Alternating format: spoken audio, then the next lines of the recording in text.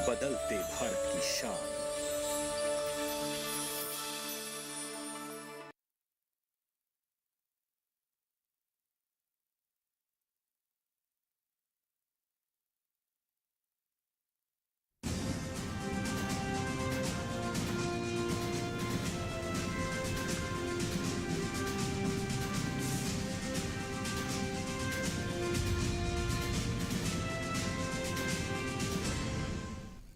नमस्कार, किसान समाचार में आपका स्वागत है। मैं हूं रेशमा, आपके साथ। आइए नजर डालते हैं इस वक्त की हेडलाइंस पर।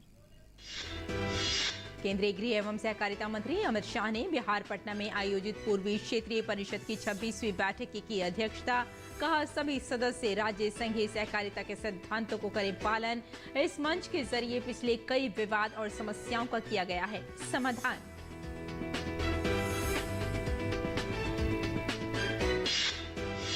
केंद्रीय मंत्री डॉक्टर जितेंद्र सिंह ने उधमपुर, कठुआ, डोडा में जन कल्याणकारी केंद्रीय योजनाओं के कार्यान्वयन की समीक्षा। कहा, जम्मू कश्मीर के उधमपुर ने केंद्र सरकार द्वारा शुरू की गई सभी कृषि और स्वास्थ्य योजनाओं का अधिकतम लिया है लाभ। उधमपुर के 51,035 किसानों को 6,000 रुपए की मिली है वार्षिक सहायता। 51,035 किसानों को दिया गया है किसान क्रेडिट कार्ड।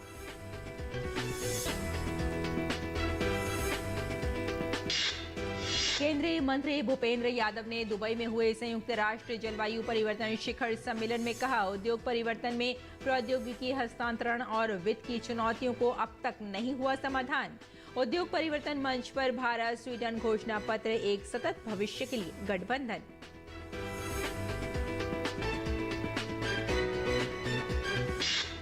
राजस्थान में पश्चिमी विक्षोभ की सक्रियता से 11 दिसंबर से दोबारा बढ़ेगी सर्दी। कई जिलों में हो सकती है बारिश। जयपुर मौसम विभाग ने कहा, उत्तरी हवाओं का दबाव बढ़ने से तापमान में 2 से 3 डिग्री तक की जाएगी गिरावट।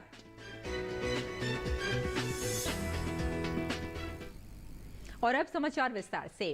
केंद्रीय गृह एवं सहकारिता मंत्री अमित शाह ने रविवार को बिहार पटना में पूर्वी क्षेत्रीय परिषद की 26वीं बैठक की अध्यक्षता की। पूर्वी क्षेत्रीय परिषद में बिहार, पश्चिम बंगाल, उड़ीसा और झारखंड राज्य शामिल हैं। बैठक में सदस्य राज्यों के मुख्यमंत्रियों के साथ साथ प्रत्येक राज्य से 2 वरिष्ठ मंत्री भाग ले रहे हैं। क्षेत्रीय परिषदों की प्रत्येक बैठक में राष्ट्रीय महत्व के अनेक मुद्दों पर चर्चा की जाती है। देश में 2 लाख नई प्राथमिक कृषि ऋण समितियों का गठन, पोषण अभियान के माध्यम से बच्चों में कुपोषण दूर करना, स्कूली बच्चों की ड्रॉप आउट दर कम करना, इसके अलावा सामान्य हित के अन्य मुद्दे शामिल हैं। वर्ष 2014 से अब तक पिछले 9 वर्षों में विभिन्न क्षेत्रीय परिषदों की कुल 55 बैठकें हुई हैं। इनमें स्थायी समितियों की 29 बैठकें और क्षेत्रीय परिषदों की 26 बैठकें शामिल हैं। गृह मंत्री अमित शाह ने सभी सदस्य राज्यों से अपील की कि वे संघीय सहकारिता के सिद्धांतों का पालन करें। श्री शाह ने इस बात पर जोर दिया कि सद्भावपूर्ण और उदार दृष्टिकोण अपनाते हुए लंबे समय से बकाया मुद्दों का समाधान किया जा सकता है। गृह मंत्री ने यह भी कहा कि पिछले कई विवाद और समस्याओं का समाधान इस मंच के जरिए किया गया है। और केंद्रीय मंत्री डॉक्टर जितेंद्र सिंह ने रविवार को उधमपुर, कठुआ, डोडा में जन कल्याणकारी केंद्रीय योजनाओं के कार्यान्वयन की समीक्षा की।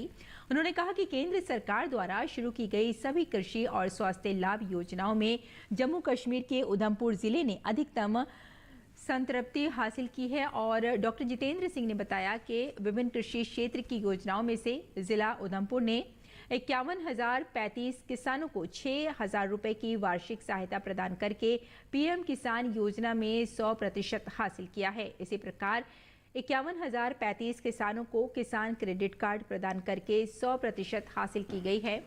डॉक्टर जितेंद्र सिंह ने कहा, जहां तक मृदा स्वास्थ्य कार्ड का सवाल है, उन्हें ये बताते हुए खुशी हो रही है कि यहां भी 63,880 कृषकों को कार्ड का लाभ देकर 100% हासिल हुई है। उन्होंने कहा कि पीएम मान धन योजना ने 60 वर्ष से अधिक आयु के 10,585 किसानों को मासिक पेंशन प्रदान करके भी 100% हासिल की। डॉक्टर जितेंद्र सिंह ने कहा, आज उधमपुर के दूर दराज के पहाड़ी इलाकों और कुछ परिधीय गांवों में भी सड़कों का एक नेटवर्क स्थापित किया जा रहा है।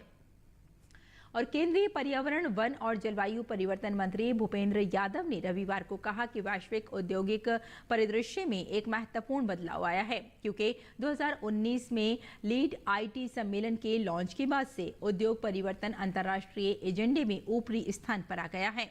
उन्होंने कहा कि प्रौद्योगिकी हस्तांतरण और वित्त की वास्तविक परिवर्तन चुनौतियों का समाधान किया जाना बाकी है। दुबई में हुए 28वें संयुक्त राष्ट्र जलवायु परिवर्तन शिखर सम्मेलन से न्याय संगत उद्योग परिवर्तन के लिए साझेदारी पर एक कार्यक्रम में पर्यावरण मंत्री ने इस विषय पर सकारात्मक टिप्पणी की और कहा कि इस चुनौती पर सहयोगी अंतर्राष्ट्रीय तंत्र विचार विमर्श कर सकता है। भूपेंद्र यादव ने लीड आईटी शिखर सम्मेलन में अपने बयान का समर्थन करते हुए कहा कि लीड आईटी 2.0 एक संरचित ढांचे और 3 स्तंभों के माध्यम से धरती पर कम कार्बन संक्रमण का समर्थन करने पर ध्यान केंद्रित करेगा। ये 3 प्रमुख स्तंभों संवाद के लिए वैश्विक मंच, प्रौद्योगिकी हस्तांतरण तथा सहविकास और एक उद्योग परिवर्तन मंच पर आधारित होगा। इन स्तंभों के माध्यम से सदस्य उद्योग परिवर्तनों का समर्थन करेंगे, उसमें शामिल होंगे और उन्हें बढ़ावा देना जारी रखेंगे। स्वीडन के साथ गठबंधन के बारे में भूपेंद्र यादव ने कहा कि उद्योग परिवर्तन मंच पर भारत स्वीडन संयुक्त घोषणा केवल 2 देशों के बीच साझेदारी नहीं है, बल्कि स्थायी भविष्य के लिए एक गठबंधन है। उन्होंने कहा कि ये जलवायु संकट से निपटने और एक ऐसी दुनिया को आकार देने के हमारे सामूहिक संकल्प का प्रमाण है, जहां उद्योग पर्यावरण संरक्षण के साथ साथ सौहार्दपूर्ण ढंग से विकास के मार्ग पर आगे बढ़ सके। और केंद्रीय सूचना और प्रसारण राज्य मंत्री डॉक्टर एल मुरुगन ने कहा कि केंद्र सरकार मछुआरों के मुद्दे का स्थायी समाधान करने के लिए भारत और श्रीलंका के अधिकारियों की संयुक्त समिति बनाने की दिशा में काम कर रही है। कोयम्बटूर में विकसित भारत संकल्प यात्रा से संबंधित बैठक में उन्होंने कहा कि केंद्र सरकार लोगों के कल्याण को प्राथमिकता देती है और इसके लिए विभिन्न कार्यक्रम चला रही है। मत्स्य पालन और डेयरी क्षेत्रों को बढ़ावा देने के लिए पश्चिम बंगाल सरकार ने विशेष पहल की है। राज्य मत्स्य पालन विभाग के एक अधिकारी ने सोमवार को बताया कि इस क्षेत्र में जोखिमों की पहचान करने और वर्तमान प्रबंधन तरीकों की समीक्षा करने के प्रयास के तहत कोलकाता के पास एक अंतर्राष्ट्रीय कार्यशाला का आयोजन किया जा रहा है, जिसमें 24 अंतर्राष्ट्रीय प्रतिनिधि भाग ले रहे हैं। कार्यशाला ICAR केंद्रीय अंतर्देशीय मत्स्य अनुसंधान संस्थान बैरकपुर में आयोजित की जा रही है। ये 19 दिसंबर तक चलेगी। आयोजकों ने बताया कि कंबोडिया, लाओस, म्यांमार और वियतनाम जैसे देशों के प्रतिनिधि इस कार्यक्रम में हिस्सा ले रहे हैं। उन्होंने कहा कि कार्यक्रम का उद्देश्य क्षेत्र में मौजूदा प्रबंधन तरीकों की समीक्षा करना, बाधाओं, जोखिमों और अन्य समस्याओं की पहचान करना और उनका समाधान करना है। ICAR CIFRI के निदेशक डॉक्टर BK दास ने कहा कि ये कार्यशाला क्षेत्रीय क्षमता निर्माण प्रयासों और क्षेत्र में अंतर्देशीय समुद्री क्षेत्र में मत्स्य पालन और डेयरी के व्यवहारिक अनुभवों के लिए एक मंच प्रदान करेगी। उन्होंने कार्यशाला में हिस्सा लेने वाले देशों के साथ द्विपक्षीय सहयोग के माध्यम से पेशेवरों के ज्ञान और कौशल को कुशलतापूर्वक बढ़ाने का आह्वान किया। दास ने बताया कि मत्स्य पालन और डेयरी खाद्य एवं पोषण सुरक्षा के लिए आवश्यक क्षेत्र है, जो लाखों लोगों को आजीविका प्रदान करते हैं और राष्ट्रीय अर्थव्यवस्थाओं में महत्वपूर्ण योगदान देते हैं। लेकिन इन क्षेत्रों को जलवायु परिवर्तन, अत्यधिक मछली पकड़ने और प्रदूषण सहित कई चुनौतियों का सामना करना पड़ रहा है। जम्मू कश्मीर के राजौरी में 20 से ज्यादा गांव जो कि दूरदराज के इलाकों में मौजूद हैं, उन्हें लेकर अब एक सफल कदम उठाया जा रहा है। दरअसल यहां 20 से ज्यादा गांवों को जोड़ने के लिए सड़क बनाने का काम किया जा रहा है। अड़ादी के बाद से पहली बार इन गांवों को लेकर कोई ऐसा कदम उठाया गया है। इस पहल से गांव के लोगों के लिए शहर तक पहुंचना और शहर से सुविधाओं का गांव तक और भी आसान हो गया है। आगे बढ़ते हैं। उत्तर पश्चिम भारत में 11 दिसंबर से सक्रिय हो रहा पश्चिमी विक्षोभ एक बार फिर राजस्थान में मौसम परिवर्तन कर सकता है। पश्चिमी विक्षोभ की सक्रियता से राजस्थान के कई जिलों में बारिश हो सकती है। ये पश्चिमी विक्षोभ राजस्थान में कितने दिन सक्रिय रहेगा, ये कुछ नहीं कहा जा सकता। जयपुर मौसम विज्ञान केंद्र के अनुसार 24 घंटे में नया पश्चिमी विक्षोभ सक्रिय होगा। उत्तरी हवाओं का दबाव बढ़ने से तापमान में 2 से 3 डिग्री तक की गिरावट आएगी। कमजोर तंत्र के सक्रिय होने के कारण राजस्थान में कई इलाकों में हल्की व मध्यम दर्जे की बारिश होने की संभावना है। उत्तराखंड में श्री अन्न यानी मिलेट्स के जरिए ग्रामीण महिलाओं को सशक्त बनाया जा रहा है। राज्य में 5 लाख महिलाएं स्वयं सहायता समूहों से जुड़ी हैं। देहरादून में आयोजित 2 दिवसीय ग्लोबल इन्वेस्टर मीट में उत्तराखंड ने इन महिलाओं द्वारा निर्मित श्री अन्न उत्पादों को दुनिया के सामने रखा। पेश है हमारे संवाददाता विशाल बैरिस्टो की ये खास रिपोर्ट। देहरादून में उत्तराखंड वैश्विक निवेशक सम्मेलन 2023 के अवसर पर आयोजित ये प्रदर्शनी कुछ खास है। प्रधानमंत्री नरेंद्र मोदी ने भी अपने उत्तराखंड दौरे के दौरान प्रदर्शनी का अवलोकन किया। इसमें उत्तराखंड के स्थानीय उत्पादों, विशेषकर मोटे अनाज से तैयार वस्तुओं को प्रदर्शित किया गया है। खास बात यह है कि यह प्रदर्शनी राज्य में महिलाओं की आत्मनिर्भरता और उनके सशक्तिकरण की कहानी भी पेश करती है। प्रधानमंत्री हमेशा कहते रहे हैं वोकल फॉर लोकल और लोकल से अब ग्लोबल। आप देख सकते हैं ये तमाम तरह के प्रोडक्ट हैं। गुड़ तिल से बने कुकीज हैं, ये मिलेट बिस्किट है और वो फिंगर मिलेट ब्रेड। लेकिन इसको बना रही हैं महिलाएं और ये सेल्फ हेल्प ग्रुप से जुड़ी हैं। क्या नाम है आपका? नमस्ते, मेरा नाम उमा देवी है। मेरे समूह का नाम अलकनंदा समूह है। मेरे क्लस्टर का नाम उमंग क्लस्टर है। अच्छा उमा जी, ये बताइए कितनी महिलाएं आप लोगों से जुड़ी हुई हैं और क्या क्या बना रहे हैं आप? हम 335 महिलाएं, जो हम मतलब 11 महिलाएं इसमें काम करते हैं। और इनके साथी भी हैं। आपका क्या नाम है? हाँ जी सर, नमस्ते सर। मेरा नाम गीता रावत है और मैं ब्लॉक पौड़ी, जिला पौड़ी गढ़वाल से हूँ। सर हम यहाँ पे, मेरे समूह का नाम जियाम्बे स्वयं सहायता समूह है और मेरे फेडरेशन का नाम उमंग सहकारिता है। यानी कि आप दोनों अलग अलग सहायता समूह से हैं? नहीं सर, हमारा समूह अलग है पर हमारा फेडरेशन एक ही है, जिसके माध्यम से हम यहाँ पे बेकरी का काम कर रहे हैं सर। अच्छा, क्या क्या बना रहे हैं आप? मुझे तो 2 प्रोडक्ट दिख रहे हैं, और क्या क्या बना रहे हैं? एक ये हनी आमंड कुकीज यानी कि शहद और बादाम से बने हुए कुकीज हैं। अच्छा ये बताइए कि इससे आप लोगों की कितनी कमाई हो जाती है? जैसे महीने में हमारी हो जाती है 15-20 तक। 15 से 20 हजार रुपए। अच्छा, किस तरह से बनाते हैं आप? सामान लेकर आते हैं, फिर उसको बनाते हैं, कैसे करते हैं आप? सर हमारा जो ये मिलेट का है, हमारे गांव में महिलाएं खेती का काम करते हैं। पहले जब तक हमारे यहाँ पे डेयरी बेकरी का नहीं था तो सर गांव में जो हमारा मंडुआ और झंगोरा था उसका कोई वैल्यू नहीं था। मतलब जब से हमारी यहाँ पे बेकरी खुली है, हम गाँव से, हमारी महिलाएं जो खेती का काम कर रही हैं, गाँव से ही हम झंगोरा और मंडुआ वहाँ पे खरीद के और हम अपने बेकरी में प्रोडक्ट तैयार करते हैं। मंडवा यानी कि रागी। अच्छा, ये आप कितनी लागत लगती है और बिकता कितने में? जी, लागत तो महीने में हमारी 60,000 की लगती है। अब बिकता हमारा 2-2.5 लाख तक। उत्तराखंड का ग्रामीण विकास मंत्रालय उमा देवी और गीता रावत जैसी महिलाओं को लखपति दीदी बनाने में जुटा है। लखपति दीदी यानी वो महिला जिसकी सालाना आमदनी 1 लाख रुपए है। उत्तराखंड का स्ट्रेंथ सबसे ज़्यादा मिलेट्स का तो यही है कि यहाँ पर, जैसा आप जानते ही हैं कि हमारा हिली स्टेट है और यहाँ के जो प्रोडक्ट हैं वो बाय डिफ़ॉल्ट ऑर्गेनिक की श्रेणी में आते हैं।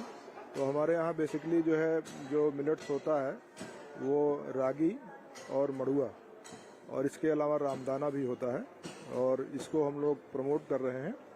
और इसी संदर्भ में हम आपको अवगत कराना चाहेंगे कि हमारे स्टेट में हमारी स्कीम के अंतर्गत लगभग 5 लाख महिलाएं हमसे जुड़ी हुई हैं, स्वयं सहायता समूह की महिलाएं। देश भर में मोटे अनाज को बढ़ावा देने की लगातार कोशिश की जा रही है और जिस तरह से उत्तराखंड में श्री अन्न के जरिए महिलाओं को सशक्त और आत्मनिर्भर बनाने का प्रयास किया जा रहा है, सराहनीय है। देहरादून से विशाल बैरिस्टो की रिपोर्ट, डीडी न्यूज। और आगे बढ़ते हैं अगली खबर की जानिब। आपको बता दें कि उत्तराखंड का ग्रामीण वाराणसी में इन दिनों खादी ग्रामोद्योग आयोग के जरिए एक प्रदर्शनी का आयोजन किया गया है। ये प्रदर्शनी 10 दिसंबर तक चलेगी। लोग खादी प्रदर्शनी को देखने और पसंद की चीजें खरीदने के लिए बड़ी संख्या में पहुंच रहे हैं। दुकानदार भी खादी के उत्पादों की अच्छी खरीदारी से उत्साहित हैं। चरखा कातती औरत और लूम चलाती महिला ये दोनों दृश्य हैं वाराणसी में लगी खादी के प्रदर्शनी की। इसके अलावा आपको यहाँ स्टॉलों पर खादी के कपड़े, ऊनी वस्त्र, साड़ियाँ, कारपेट और खाने के सामान मिल जाएंगे। सबसे अच्छी बात यह है कि मिट्टी के बर्तन और मिट्टी से बने अन्य उत्पाद भी यहाँ मौजूद हैं। ये सभी उत्पाद खादी ग्रामोद्योग आयोग की मदद से बन रहे हैं और बिक्री से उत्पादक खुश हैं। बिक्री ठीक चल रही है, ग्राहक भी अच्छे आ रहे हैं, जबकि मौसम का भी प्रभाव है, उसके बावजूद भी बिक्री ठीक चल रही है। हमारा जो ये काशी पॉटरी क्लस्टर है, ये काशी के जो हमारे ऐसे गरीब जो शिल्पकार थे, जो मिट्टी के बर्तन बनाते थे और उनके उत्पाद को बाज़ार नहीं मिल पाता था और क्वालिटी के मारे निश्चित तौर पे उनकी बिक्री भी प्रभावित होती थी, तो उनको टेक्निकल एडवाइजरी से लेकर के मशीनें प्रोवाइड कराना और अच्छे और उत्तम किस्म के वो बर्तन बना सकें, इसके लिए मशीनरी के थ्रू बाज़ार तक उनके माल को पहुंचाना और एक अच्छी कीमत देना, इन सब का कार्य हमारी इस क्लस्टर ने किया है। ये प्रदर्शनी में हमारे जो गाजीपुर में खादी ग्रामोद्योग आयोग द्वारा डिजिटल प्रिंटिंग मशीन लगाई गई है, जो भारत वर्ष में एक अकेला है और उसकी ये हम लोग प्रिंटिंग किए हैं और इसकी डिमांड यहाँ पर बहुत ही ज़्यादा है और बनारस के लोगों का रुझान, खादी के प्रति प्रेम, ये तो देखने में लग रहा है जैसे कि हमारे प्रधानमंत्री जी जो आह्वान खादी के लिए किए, उस पर यहाँ के लोग खादी प्रेमी बहुत ही ज़्यादा हैं और अब तक की हमारी यहाँ अपने काउंटर की सेलिंग 6-7 दिन में 4.5 लाख से ऊपर की चल रही है। खादी ग्रामोद्योग आयोग ने इस प्रदर्शनी का आयोजन किया है, जिसमें 12 राज्यों के उत्पादकों ने हिस्सा लिया है। इस तरह की प्रदर्शनी का उद्देश्य खादी उत्पादों को एक मंच देना है, जो इस वाराणसी में लगी प्रदर्शनी में पूरा होता दिख रहा है। इसमें लगभग 71 स्टॉल्स लगे हुए हैं। यहाँ पे 10 विभिन्न राज्यों के प्रोडक्ट यहाँ पर अवेलेबल हैं। खादी और ग्रामोद्योग के प्रोडक्ट हैं और बेहतरीन प्रोडक्ट अवेलेबल हैं। और यहाँ पर जो है, इसके अतिरिक्त यहाँ पर बीकानेर के पापड़ है आपको मिलेंगे, आंवला प्रोडक्ट भी अवेलेबल हैं, बंगाल की मसलिन अवेलेबल है, वो सब है। और अब तक लगभग जो है 1 करोड़ 30 लाख की बिक्री हो चुकी है। इस प्रदर्शनी का महत्व और बढ़ जाता है क्योंकि प्रधानमंत्री के संसदीय क्षेत्र में लगी है और प्रधानमंत्री लगातार खादी को प्रमोट करते रहते हैं। प्रदर्शनी में खास है यह फ्रेम लूम मशीन, जिसमें आप देख सकते हैं कि कैसे बुनाई होती है खादी के कपड़ों की। मोदी जी के प्रचार का असर है इस पूरी प्रदर्शनी पर। काशी में तो लोग वैसे भी प्रधानमंत्री का कहना मानते हैं, अपने सांसद को चाहते हैं और यहाँ पर काफ़ी अच्छी बिक्री हो पा रही है। 12 राज्यों से आए जो स्टॉल लगे हैं उन पर, तो खादी का अपना महत्व है, लोग समझ रहे हैं और प्रधानमंत्री जी जो विशेष खादी के लिए कहते हैं उसको भी लोग मानकर यहाँ पर खरीदारी कर रहे हैं। डॉक्टर केश बहादुर सिंह गौतम, डीडी न्यूज़, वाराणसी। केंद्र और प्रदेश सरकार की जन कल्याणकारी योजनाओं को जन जन तक पहुंचाने के लिए शासन के निर्देश पर विकसित भारत संकल्प यात्रा देश भर में जारी है। इसी क्रम में आजमगढ़ जनपद के बिलरियागंज विकास खंड के गढ़वल गांव में किसानों के लिए सिंचाई ड्रोन का प्रदर्शन किया गया, तो मेरठ में भी लोगों को योजनाओं की जानकारी दी गई। विकसित भारत संकल्प यात्रा राष्ट्रीय विकास के साझा विजन की दिशा में सशक्तिकरण और सामूहिक संबद्धता की कहानियों को एक साथ जोड़ती हुई नजर आ रही है। इस यात्रा के दौरान कृषि क्षेत्र में विकास से जुड़ा ड्रोन का प्रदर्शन भी किया जा रहा, जिसका लाभ किसान अपने उत्पादन और उत्पादकता को बढ़ाने के लिए उठा सकते हैं। प्रदेश सरकार के कृषि मंत्री सूर्य प्रताप शाही के द्वारा आजमगढ़ जनपद के बिलरियागंज विकास खंड के गढ़वल गांव में किसानों के लिए सिंचाई ड्रोन का प्रदर्शन किया गया। जिला कृषि अधिकारी ने बताया कि विकसित भारत संकल्प यात्रा के तहत अब तक 50 गांव के किसानों के सामने सिंचाई ड्रोन का प्रदर्शन किया गया। एग्री जंक्शन को ड्रोन के लिए 5 लाख रुपए का अनुदान एवं एफपीओ और समितियों के लिए 4 लाख रुपए का अनुदान का प्रावधान ड्रोन खरीदने पर किया गया है। जनपद आजमगढ़ में अब तक कुल 50 किसानों के खेतों में ड्रोन के माध्यम से छिड़काव करते हुए प्रदर्शन किया जा चुका है। इसी क्रम में कल दिनांक 6 दिसंबर को विकासखंड बिलेरियागंज के गढ़वल ग्राम पंचायत में माननीय कृषि मंत्री जी के समक्ष ड्रोन का प्रदर्शन करते हुए प्रदर्शन किया गया था। यदि एग्री जंक्शन के लाभार्थी इस ड्रोन को खरीदते हैं तो उनको 5 लाख रुपए का अनुदान मिलेगा और अन्य जो एफपीओ हैं या समितियां हैं वो अगर इनको खरीदती हैं तो उनको 4 लाख रुपए का अनुदान दिए जाने का प्रावधान किया गया है। मेरठ में विकसित भारत संकल्प यात्रा के तहत विकास खंड रजपुरा के ग्राम सिसौली में कार्यक्रम आयोजित किया गया। यहां मुख्य अतिथि ऊर्जा राज्य मंत्री डॉक्टर सोमेंद्र तोमर रहे। इस दौरान अधिकारियों सहित बड़ी संख्या में ग्रामवासियों ने हिस्सा लिया। कार्यक्रम में सभी संबंधित विभागों द्वारा स्टॉल लगाकर अपनी योजनाओं का प्रचार प्रसार किया गया तथा लाभार्थियों का चयन किया गया। कार्यक्रम में ड्रोन के द्वारा उर्वरक एवं कीटनाशक के छिड़काव का लाइव डेमोन्स्ट्रेशन किसानों के खेत पर दिखाया गया। देश के प्रधानमंत्री माननीय मोदी जी जब 2014 में प्रधानमंत्री बने तो उन्होंने कहा कि मेरी सरकार गरीब महिलाओं और किसानों के लिए उनके लिए समर्पित है यह सरकार। और आप देख सकते हैं कि 2014 के बाद जन्म से लेकर मृत्यु तक जो मूलभूत सुविधाएं हम लोग को चाहिए, चाहे वो चिकित्सा हो, शिक्षा हो, आवास हो या भोजन हो, सरकार उन सभी पर ध्यान दे।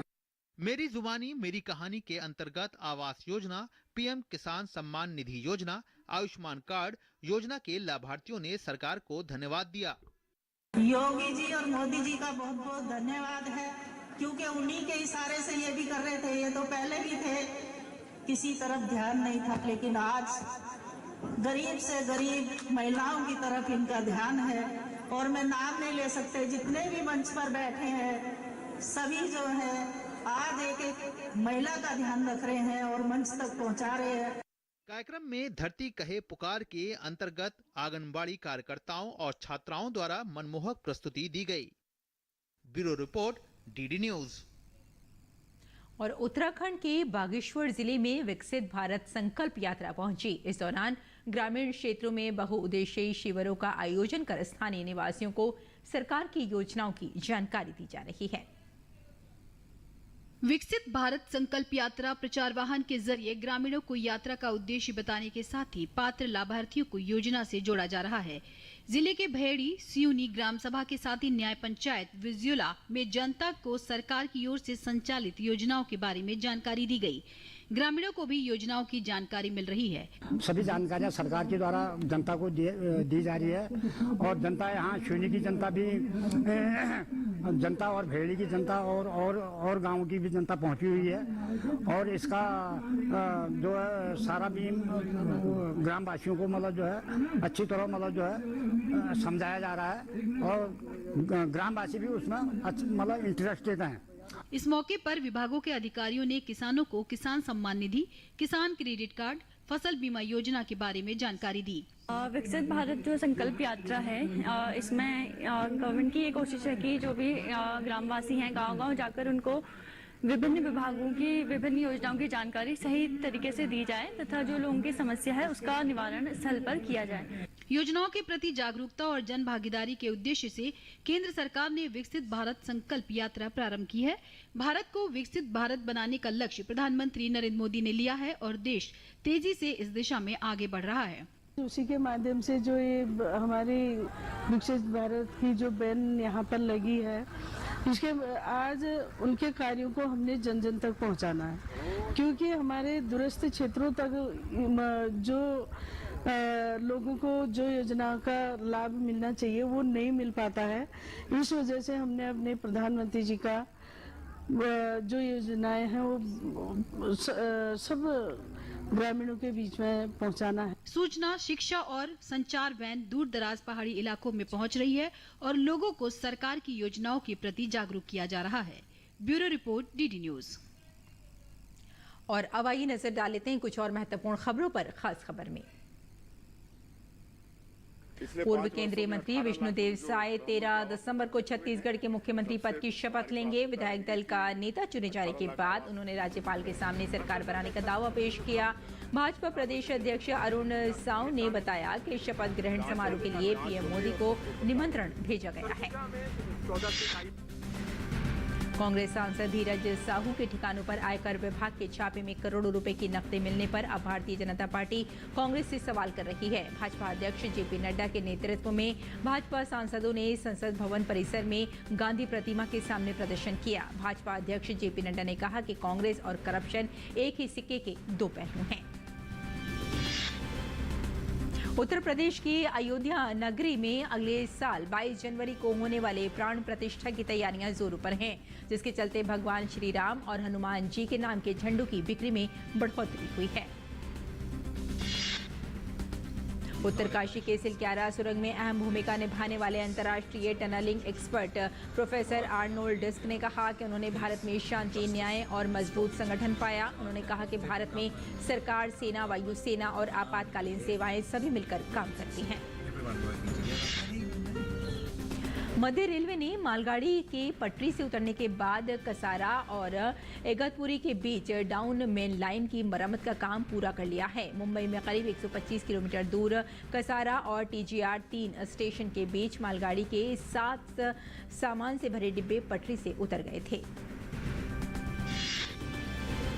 तमिलनाडु के चेंगलपट्टू में 38 डिब्बों वाली मालगाड़ी के 8 डिब्बे पटरी से उतर गए। ये मालगाड़ी बिल्लुपुरम से टोंडियारपेट जा रही थी। इस दुर्घटना से रेल सेवाएं बाधित हो गईं। इस ट्रेन में लौह अयस्क, धातु की चादरें और लोहे की छड़ें भरी हुई थी।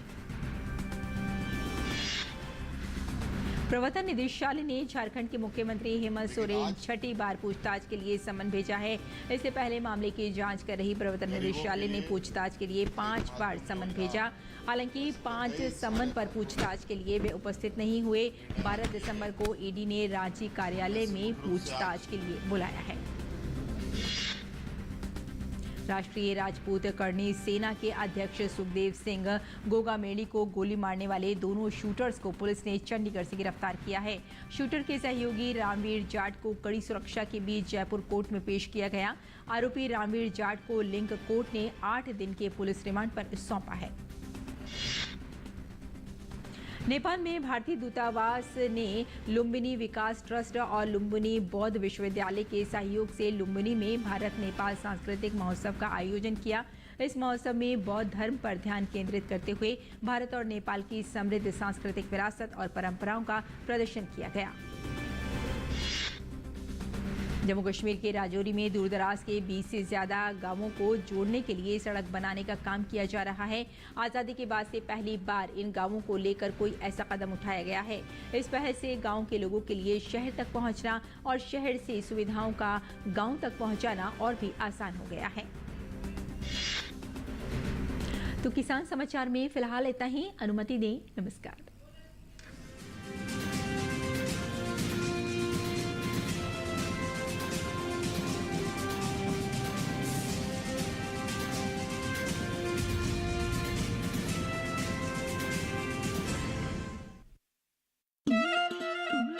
दूरदर्शन लेकर आ रहा है भारत का पहला फोक सिंगिंग रियलिटी शो, जिसका नाम है भारत का अमृत कलश, जिसके ऑडिशंस हो रहे हैं भारत के हर राज्य में। यदि आप हैं एक लोक गायक, यदि आप हैं एक फोक सिंगर और आपकी आयु 18 से ऊपर है, तो आज ही इन नंबर्स पर कॉल करके अपने आप को रजिस्टर कीजिए, पंजीकृत कीजिए। यह है एक सुनहरा मौका अपने राज्य के लुप्त होते हुए एक फोक संगीत, फोक म्यूजिक को हर भारतीय तक पहुंचाने का, सिर्फ डीडी नेशनल पर, देश का पहला चैनल, देश का अपना चैनल।